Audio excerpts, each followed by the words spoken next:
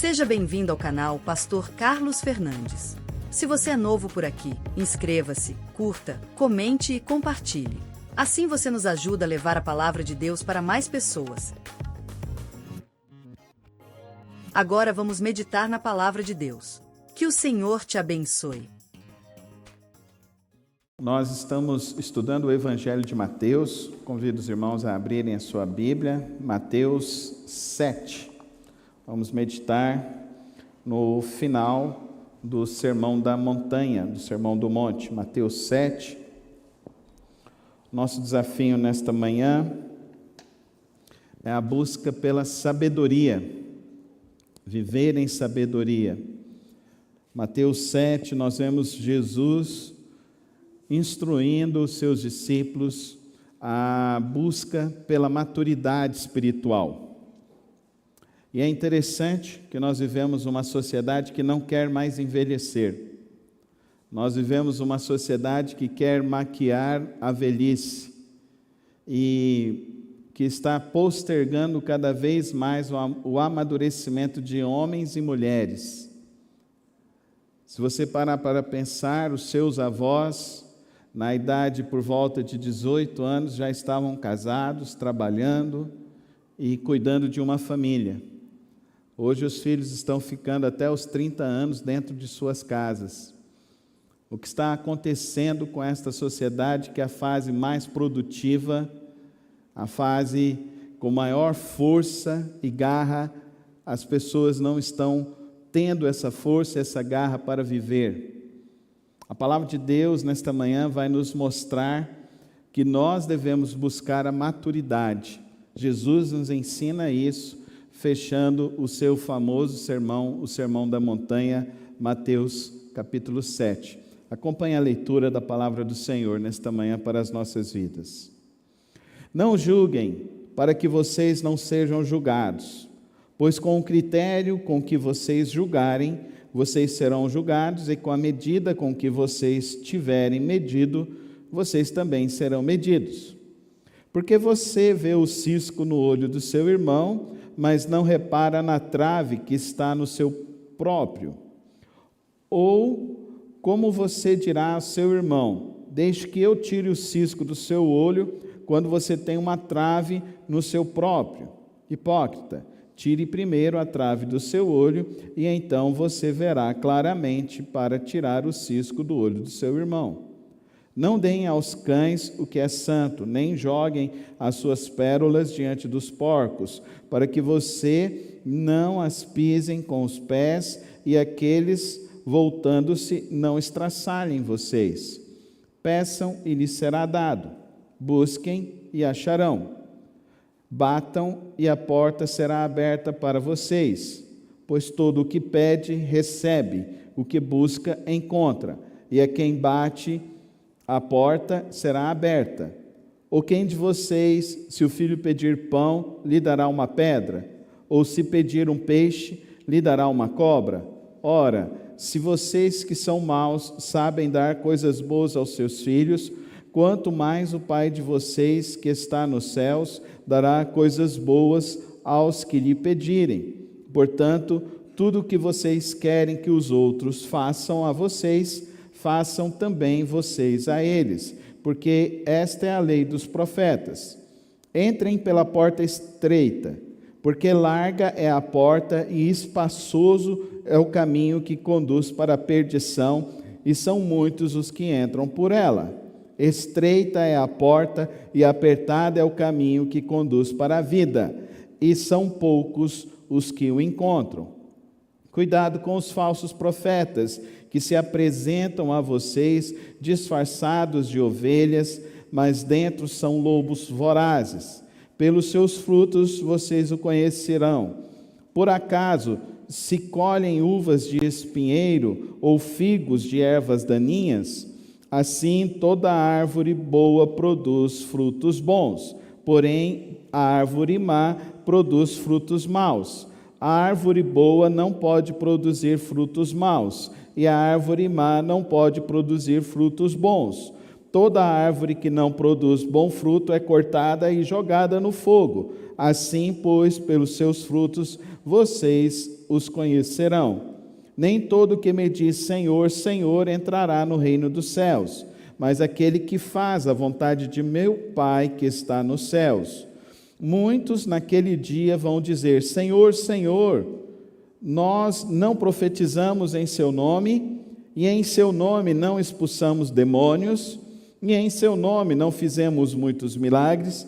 Então lhes direi claramente: eu não conheci vocês. Afastem-se de mim, vocês que praticam o mal. Todo aquele, pois, que ouve estas minhas palavras e as pratica, será comparado ao homem prudente, que construiu a sua casa sobre a rocha. Caiu a chuva, transbordaram os rios, sopraram os ventos e bateram com força contra aquela casa, e não desabou, porque tinha sido construída sobre a rocha. E todo aquele que ouve estas minhas palavras e não as pratica, será comparado a um homem insensato, que construiu sua casa sobre areia. Caiu a chuva, transbordaram os rios, sopraram os ventos e bateram com força contra aquela casa, e ela desabou, sendo grande a sua ruína.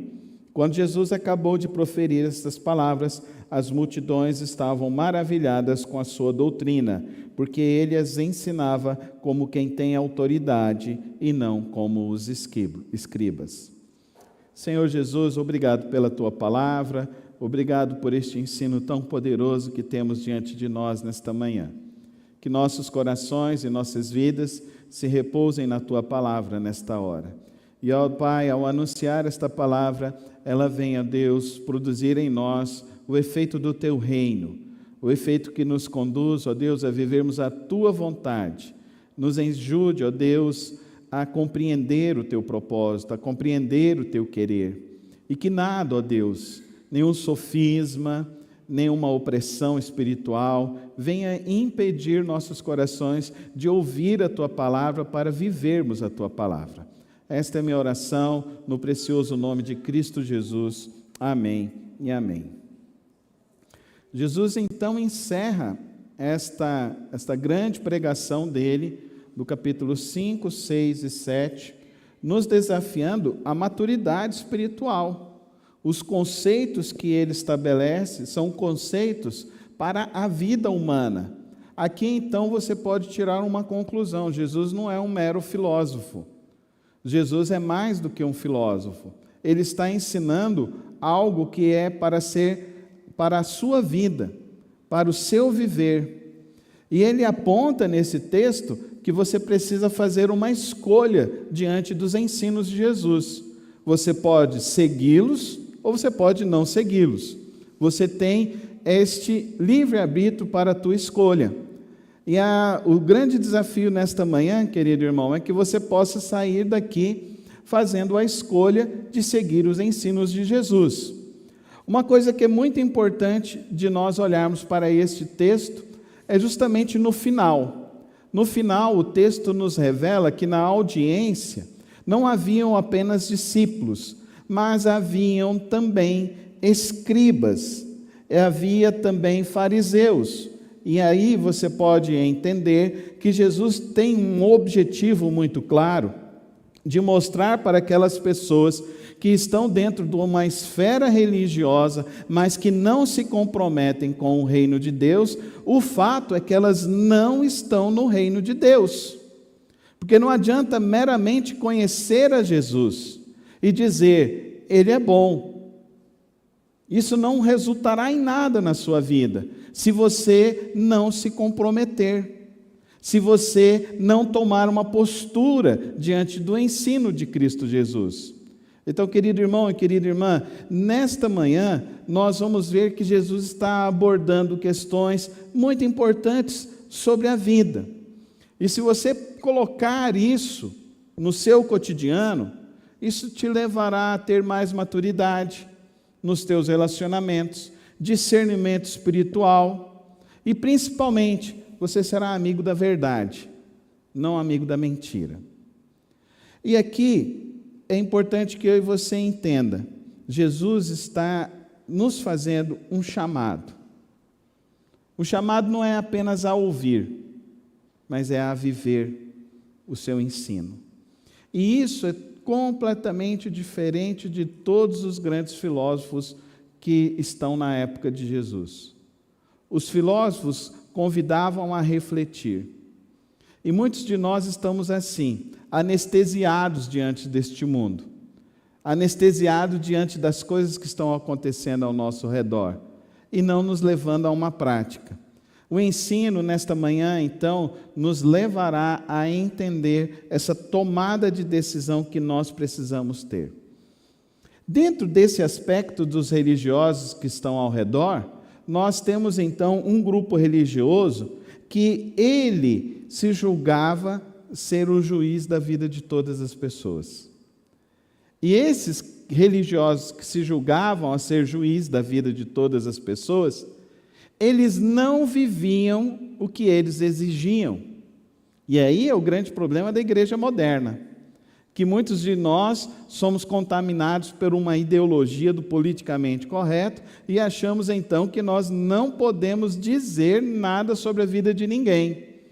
E isso está se tornando cada vez mais imperativo, no sentido até de que apontar determinadas realidades óbvias, as pessoas estão dizendo que nós estamos errados. Mas Jesus tem a coragem de dizer para aqueles religiosos: olha, o que eu estou dizendo vocês podem aferir na minha vida, na minha prática, no meu viver. Vocês podem perceber os meus frutos. E querido irmão e querida irmã, uma das coisas que mais está acontecendo hoje em dia são pessoas que se dizem cristãs, mas não têm uma vida cristã condizente. Uma pessoa que se diz cristã e fala que ama a Deus, mas não tem princípios éticos. Não vive uma ética. Uma pessoa que se diz cristã, mas é um hipócrita. E ele é fortíssimo nessa expressão. Ele chama eles de hipócritas.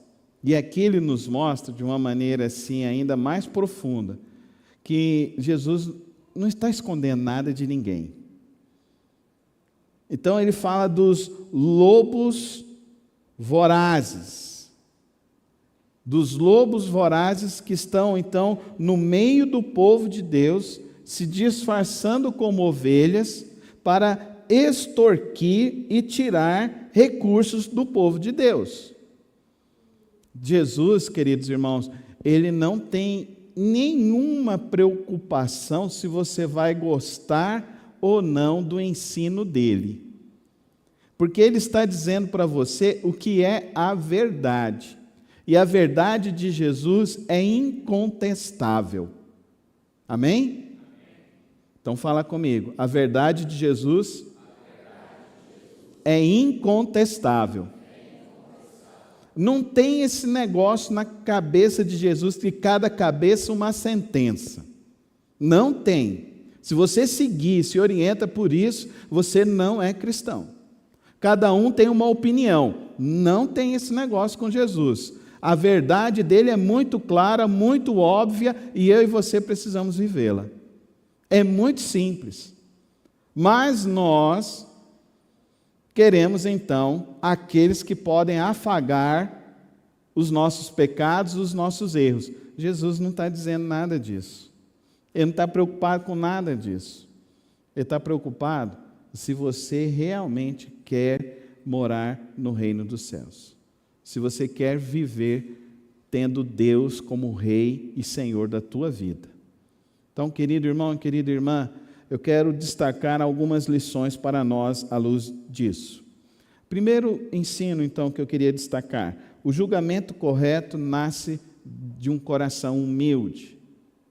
O julgamento correto nasce de um coração humilde. Não julguem para que vocês não sejam julgados. O Dr. Martin Lloyd-Jones, ele diz: nada é tão sutil quanto o espírito de julgamento farisaico. Ele se mascara de zelo pela verdade, mas nasce do orgulho. Antes de corrigir alguém, Jesus está dizendo para mim e para você: examina a sua vida. Examine o seu coração. Antes de você se levantar contra alguém, peça discernimento espiritual, para que você faça isso com amor, para que isso gere arrependimento, para que isso gere transformação de vida, para que isso gere uma vida mais próxima de Cristo Jesus. Então aqui nós temos dois problemas com a nossa geração. O primeiro problema é que tem um monte de gente que fala que ele não pode apontar o erro de ninguém. Pai e mãe, você não vai corrigir o teu filho? Se o teu filho escolher usar drogas, tudo bem? É livre para você? É liberado? Faz uma visitinha em qualquer Cracolândia. Não precisa ir em outro estado, não. Vai ali na 10 do setor universitário, passa ali na ponte que está ali sobre a Marginal Botafogo, vai ali. Agora, melhor do que ali, vai fazer uma visita lá no Ministério Pão e Vida. Vai lá ver o que o álcool fez na vida de pessoas, o que o crack fez na vida de pessoas, o que a maconha, que não tem nada a ver, fez na vida de pessoas, o que o cigarro, a porta de entrada para o abismo que destrói as vidas. Ah, eu não vou julgar. Ah, eu vou dar camisinha para que ele use camisinha na hora de fazer sexo. É isso que é a orientação bíblica? O sexo é para o casamento. Tem uma bênção no sexo que é gerar filhos. Tem uma bênção no sexo que é ter um prazer com uma pessoa a qual você ama. Ah, então eu não vou julgar, não vou ensinar isso. Aí quando tua filha ficar grávida e nem sabe quem é o pai, como que vai ser? Como que você vai viver? Como que seu filho vai viver? Quando seu filho gerar um filho numa outra menina, como que vai ser essa situação? Ah, não vou julgar. Não, nós como pais, nós temos autoridade para ensinar os nossos filhos e corrigir do erro. E não somente isso, nossos amigos, as pessoas que estão ao nosso redor. O problema aqui é o farisaísmo religioso. Faço o que eu falo, mas não faço o que eu vivo. Esse é o problema. E isso é errado. Isso é errado. Se você não tem moral para falar nada sobre a vida de ninguém, então não fale nada. Agora, se você está buscando viver uma vida em santidade para com o Senhor, você tem um imperativo de Cristo, ajudar as pessoas a melhorarem. Amém, irmãos? Eu poderia ter sido um drogado, eu poderia ter feito muitas coisas estúpidas na minha vida, eu poderia ter destruído a minha vida, tanto espiritual quanto ministerial, mas isso teve um preço a ser pago. O preço que foi pago foi Cristo Jesus na cruz, mas teve a minha santificação, a minha escolha de andar com Cristo Jesus. E se eu não tivesse tido homens e mulheres que me instruíssem na palavra de Deus, isso poderia ter me destruído. Nós não podemos brincar, queridos irmãos, principalmente nessa época. Nós não podemos brincar e criar uma fantasia de viver uma vida sem Cristo. É impossível. É impossível. Jesus ainda diz aqui sobre discernimento. É essencial na vida cristã. Não deem aos cães o que é santo, nem lancem suas pérolas aos porcos.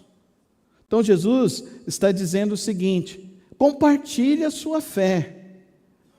Mas você não precisa ficar entrando em embate com quem não acredita a palavra de Deus. Ora, compartilhe a sua fé. Entenda que nem todas as pessoas estão preparadas ou dispostas a ouvir a verdade. E se a pessoa não quer ouvir a verdade, não quer viver a verdade, a escolha já é dela. A escolha é dela. Agora você precisa ter uma escolha diferente. O que Jesus está dizendo é: não dê as tuas pérolas, não dê os seus tesouros para quem não valoriza. E isso pode ser aplicado nos teus relacionamentos, nas tuas amizades, em fazer negócios, não te respeita, não valoriza o que você faz, o que eu vou fazer, pastor? Corta. É simples. É simples. Você vai ficar indo lá no chiqueiro? Não, não vai no chiqueiro. Querido irmão e querida irmã, às vezes nós queremos manter relacionamentos porque nós temos uma carência emocional afetiva e não deixamos Cristo curar essa carência dentro de nós, amém? Jesus é a nossa alegria, amém? Coloca a mão no teu peito e fala assim: Jesus é a minha alegria. Mas fala com fé agora. Então, se Ele é a tua alegria, Ele vai te preencher, amém? Você não vai ser conduzido por carências afetivas e emocionais, não. Eu conheço muita gente que, velho, barbado, está com problema com o pai ainda. Vai te perdoar. Mulher já está para mais de amadurecida, com problema ainda com mãe. Perdoa. Para que você vai ficar faltando para esse tipo de coisa? Jesus está dizendo para nós, queridos irmãos, que Ele está dando para nós um tesouro, amém, irmãos? O ensino da palavra é um tesouro inestimável, amém, queridos? É inestimável o tesouro da palavra de Deus. Você pode ter certeza que você não vai achar um ensino tão poderoso para a tua vida em qualquer outro local. Aliás, você pode até achar lá, né? Tem gente que está pagando 1.800, tem gente que está pagando 80 mil para subir o monte, para ver se acha alguma coisa. Aqui é de graça, amém, irmãos? Porque todo domingo ensinando a palavra de Deus de graça, amém? E você nunca vai ter ninguém, o teu pastor mandando, faz um pix para o teu paizinho aí, pelo amor de Deus, né, gente? Pelo amor de Deus, né? Exploração, extorquindo pessoas, lobos vorazes. Deus responde à oração daquele que persevera. Deus responde à oração daquele que persevera. Peçam e lhes será dado.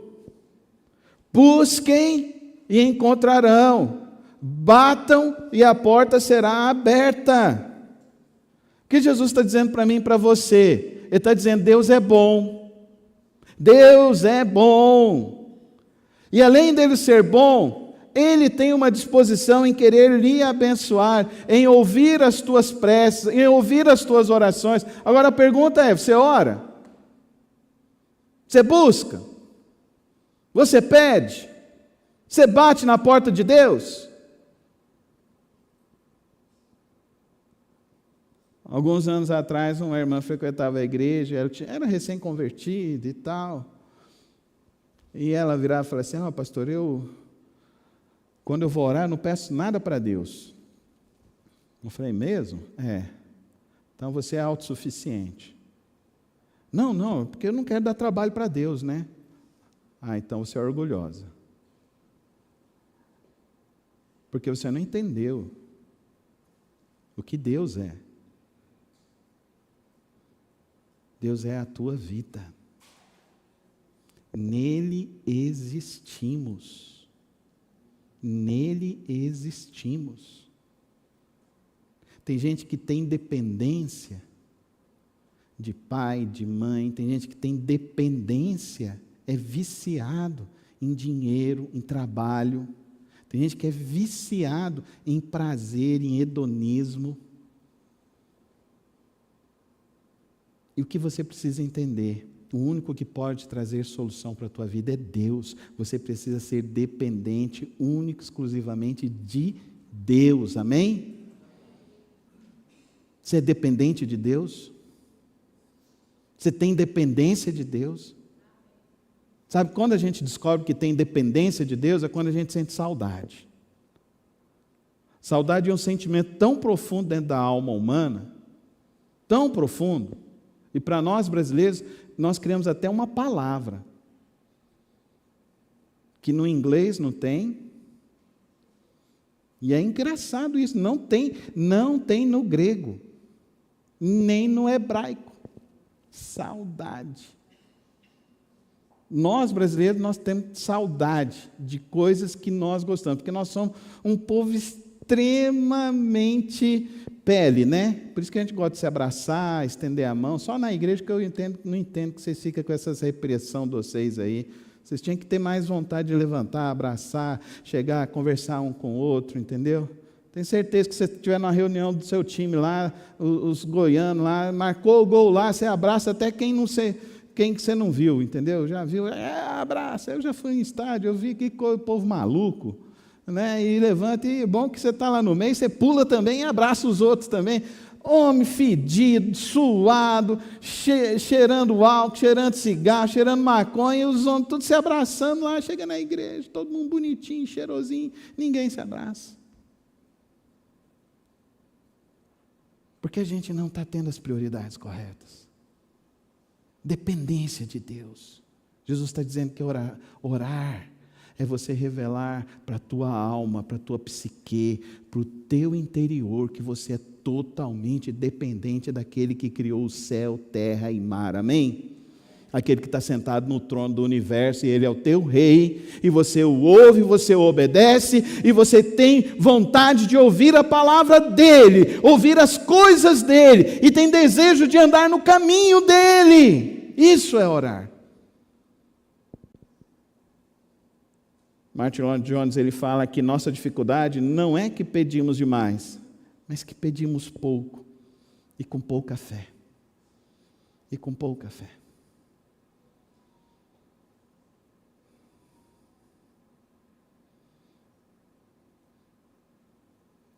Vou usar a Camila de novo, Rodrigo. O prognóstico dela era que ela não iria andar e depois do tratamento ela não teria filhos. Nós fomos lá e oramos por ela. Nós pedimos a Deus.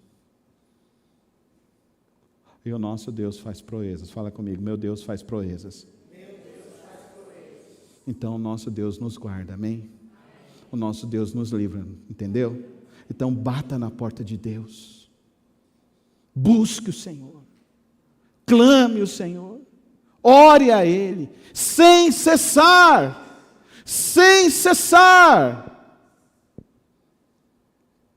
persevere. Jesus deixa aqui em Mateus 7 o princípio de ouro que rege as relações humanas. Você pode discordar de qualquer coisa, mas isso aqui você não pode discordar do Senhor Jesus. Portanto, tudo que vocês querem que os outros façam a você, façam também vocês a eles, porque esta é a lei dos profetas. Amém? Quer receber coisa boa? Planta coisa boa. Amém? Principalmente dentro de casa. Principalmente dentro de casa. O maridão quer carinhar a mulher, mas 5 minutos antes. Não vai dar certo, tem que começar de manhã. Falar, ô meu amor, você é linda, faz o café da manhã, frita um ovo, faz uma coisa gostosa para ela. Manda uma flor no meio do dia, compra um chocolate. E vai preparando o caminho. Aí à noite, quem sabe, você é vitorioso, né? Faz igual o Goiás aí, né? Consegue ganhar uma, né? Aí vai. O que você quer? Faz primeiro. Lá no seu trabalho, está com problema com o chefe, com as pessoas, não está conseguindo vender. Liga primeiro, se interessa. E aí, como é que você está? Está tudo bem? O irmão Eudes contou um testemunho que um irmão ligou para ele, essa semana era 3h da tarde, posso te ligar? 1 minuto. E ele virou e falou assim, deve ser urgente, né? Então liga. E o cara ligou. Ele falou assim, irmão, eu estou ligando só para dizer que eu te amo e estou aqui orando pela sua vida. E o irmão Eudes compartilhou, nossa, isso aí mexeu comigo. Amém, irmãos? Amém? Você fez isso com quem essa semana? Você fez isso com quem? E a gente quer ganhar quem para Jesus? Né? A gente quer ganhar quem para Jesus? Porque a gente quer viver uma fé só para nós. Eu quero para mim. Jesus está dizendo, sirva, seja servo, ajude, estenda a tua mão, generosidade. Você sabe que isso é cristianismo. Isso não é religião, isso é cristianismo. Isso não tem no budismo, isso não tem no espiritismo, isso não tem no confucionismo, isso não tem no islamismo. Ser bom com todos. Ser bom com todos. Essa é a regra de ouro da vida. Eu, quando completei 15 anos, a minha irmã era casada com um médico, e ele pegou e falou assim: eu vou te dar o livro que vai te ajudar para toda a tua vida. Ele me deu um livro, o Dr. Dale Carnegie, um livro escrito em 1945, Como Conhecer Pessoas e Influenciar, né? Acho que é alguma coisa assim, se eu não tiver... E aí eu li o livro todo, tal. Ele me perguntou depois de um certo período: e aí, o que você achou do livro? Eu virei e falei assim: tudo que está escrito nesse livro está escrito em Mateus 5, 6 e 7. Amém? Tudo. Daí ele virou e falou assim: já que a tua Bíblia é tão boa, então por que os crentes não são bons? Aí é o problema, porque muitos não leem a Bíblia e não sabem a regra de ouro da vida. Essa é a regra de ouro da vida. Da vida, querido irmão. Da vida. Aqui Jesus está dizendo o seguinte, que nós não merecemos, mas Ele está ensinando que você pode receber muitas boas dádivas se você servir. Amém? Todas as bênçãos que chegaram na minha vida, não foi porque eu fui competente, mas foi porque eu servi. Servi as pessoas. Tantos lugares que eu fui, tantas pessoas que eu visitei, tantas coisas que a gente faz. O bem que você quer receber, faz ele primeiro. Quinta lição: o caminho do reino de Deus é estreito e exige decisão. Entrem pela porta estreita, sim ou não? Entrem pela porta estreita. Estreita é a porta e apertado é o caminho que leva à vida. O discipulado cristão não é popular nem fácil, mas é ele que conduz a verdadeira vida. O Dr. Jones, ele fala: cristianismo é um chamado a abandonar a autoconfiança e seguir o caminho difícil da obediência a Cristo Jesus. Amém, irmãos? Está disponível a obedecer a Cristo Jesus? Amém? Você quer obedecer a Cristo Jesus? Então reflita aí, você está no caminho largo ou no caminho estreito? Para você acordar domingo mais cedo, chegar às 8h30 para você vir orar, isso é difícil, isso vai ser bom? É uma escolha, é uma decisão. Terminamos o mês da família, te desafiamos a você fazer o culto doméstico todos os dias. E agora, pastor, como que vai ser? Hoje à noite vai estar terminamos, vai terminar a pregação, amanhã cedo vai estar lá no grupo de oração, um estudo para você fazer um culto doméstico durante a sua semana. Todos os domingos nós vamos fazer assim, daqui para frente, para que você não perca este ritmo de fazer o culto doméstico dentro do teu lar, de você ler a palavra, de você levar oração, súplica diante de Deus na sua casa. Amém, irmãos?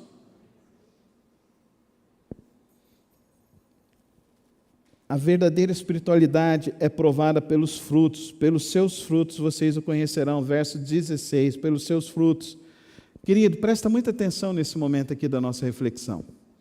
Nem todo discurso espiritual revela um coração regenerado.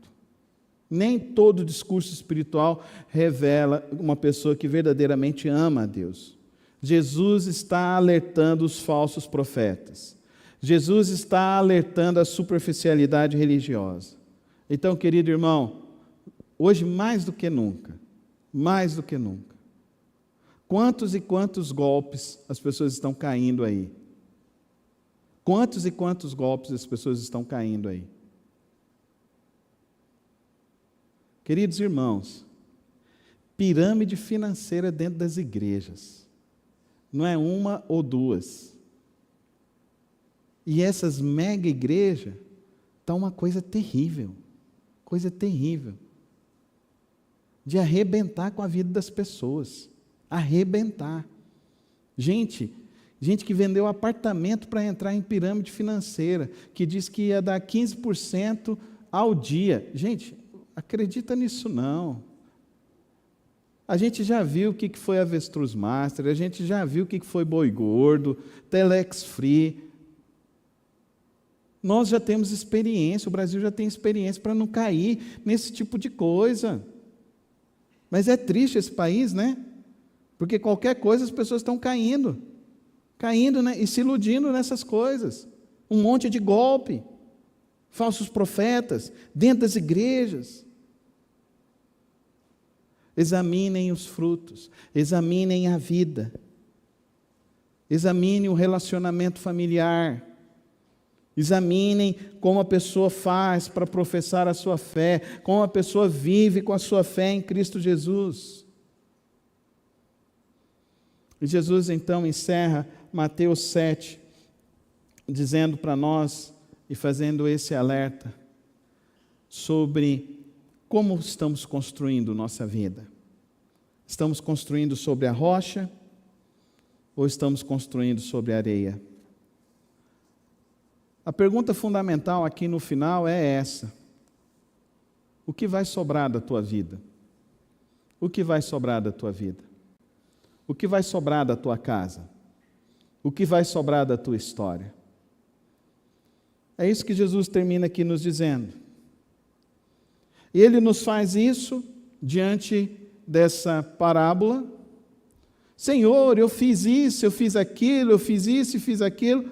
E aqui Ele diz aqui: nunca conheci vocês, afastem-se de mim, vocês que praticam o mal. Porque Jesus está olhando o meu coração e o seu coração. Você pode olhar a minha imagem, mas você não conhece o meu coração e as minhas intenções. Mas você pode ver os frutos da minha vida.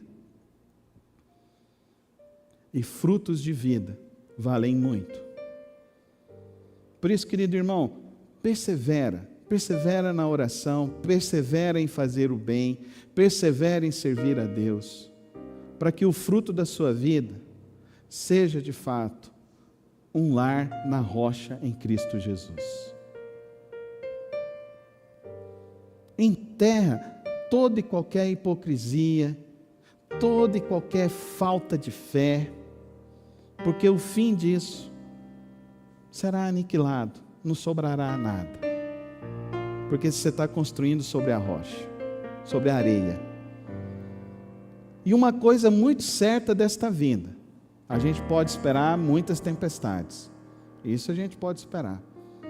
Mas se a tua casa está na rocha, se a tua vida está uma vida de oração, se a tua busca está no Senhor, você pode ter certeza que a tua casa vai resistir, a tua vida vai resistir. Queria terminar contando a história da vida da minha mãe. A minha mãe, ela teve o desgosto de chegar e ser a primeira a chegar e ver a minha avó, que tinha pulado dentro de uma cisterna com a corda no pescoço. Isso foi aos 14 anos de vida dela. Com isso, ela chegou, ela ficou estática, não sabia o que fazer, como fazer. Meu avô praticamente rejeitou a minha mãe teve que morar na casa da minha bisavó. Mas o Senhor preparou o caminho do meu pai, eles se casaram, tiveram 7 filhos. Para qualquer uma não, para aquela velhinha ali. Ela perdeu meu pai, ela tinha 54 anos. E ela fez um compromisso diante de Deus: Senhor, eu te servirei todos os dias da minha vida, mas eu quero que nenhum dos meus filhos se perca. Os 7 filhos são convertidos, os genros e noras se converteram, 12 netos, hoje 11 netos, faleceu um neto da minha mãe num acidente, mas todos eles batizados e louvando a Deus e servindo a Deus com alegria. Minha mãe não consegue mais vir à igreja, mas quem se lembra desde o início, né, Edilane? Todos os dias ela vinha às 5 horas da tarde para ter uma reunião de oração na igreja. A minha mãe sempre me levou para a igreja. Não tinha esse negócio lá em casa, hoje eu estou cansado. Minha mãe falava assim: se você não tem tempo para Deus, você não tem tempo para nada na sua vida. Você pode ter tempo para qualquer coisa na sua vida, e você está gastando a sua vida e o seu tempo. Mas se você colocar a sua vida para Deus e servir a Deus, esse é o melhor investimento da sua vida, meu filho.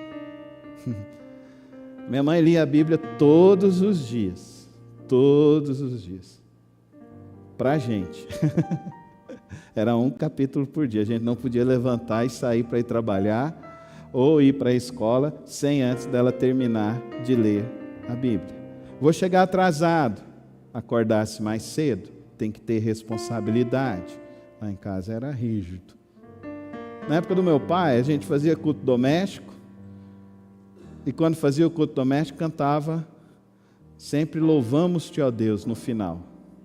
Tanto é que no velório do meu pai nós cantamos também esse hino, porque foi o que nós aprendemos dentro de casa. Minha mãe hoje, aos 92 anos, ela não anda mais, ela precisa de uma ajudadora, ela tem vários episódios e dificuldades, mas toda vez que eu chego lá, eu falo: mãe, ora pelo seu filho. A minha mãe, quando ora, seu coração fica quebrantado. Seu coração fica cheio da presença de Deus. Tem uma vizinha que mora no prédio da minha irmã. Ela aprendeu que chegando lá na casa da minha mãe, ela pode pedir para que ela ore por ela. E ela vai lá todos os dias para receber uma oração da minha mãe. E ela fala assim para minha irmã: a oração da sua mãe é muito forte e poderosa. Aí a minha mãe contou isso para minha mãe. Não deu certo. No outro dia, ela virou e falou assim: eu não quero ser amuleto religioso seu, não. Ela sempre foi muito direta. Você tem que aprender a orar. Você tem que orar a Deus. Você tem que buscar a Deus. A prova da fé da minha mãe são seus filhos, 2 pastores, agora 2 netos. Todos se formaram, ninguém se perdeu lá em casa, ninguém. Todos firmes, constantes na obra do Senhor, servindo a obra do Senhor.